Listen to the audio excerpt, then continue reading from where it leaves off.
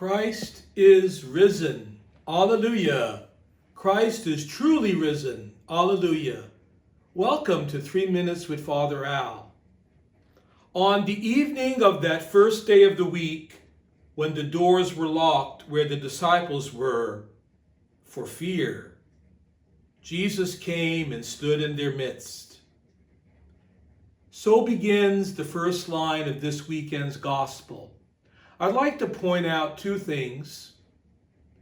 The disciples were behind locked doors and they were afraid. You know, friends, fear can be a very crippling experience. There is such thing as normal human fear, but then there's a fear that may be exaggerated or magnified by the evil one. And sometimes I know in my own experience, the fear holds me back from courageously following in the footsteps of Jesus. My friends, on this Divine Mercy Sunday, let's think about the places where we are locked in, where we are overwhelmed by fear.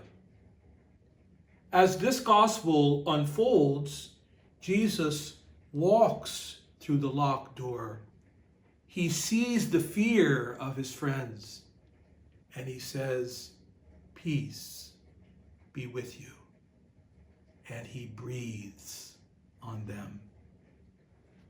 My friends, I invite you this week to identify the places in your heart where you are afraid, the places in your heart where you are enslaved by an addiction or a pattern you just cannot break. And when you come to Mass this Divine Mercy Sunday weekend, allow Jesus to breathe right into that place of deepest distress.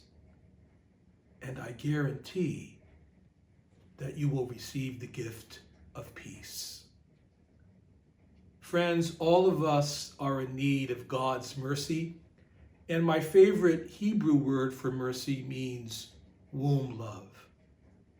Remember that God loves you the way a loving mother loves the child growing within her. God bless you, and see you in church.